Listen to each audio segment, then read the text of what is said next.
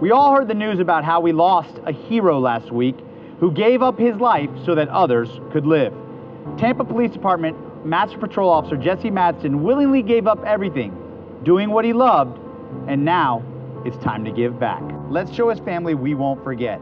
The Tampa PBA, along with All About Food Trucks Tampa and Carlos Carrillo, the owner of Coco's Latin Cuisine, are getting together in downtown Tampa's Gaslight Park to host a food truck rally in Jesse's honor.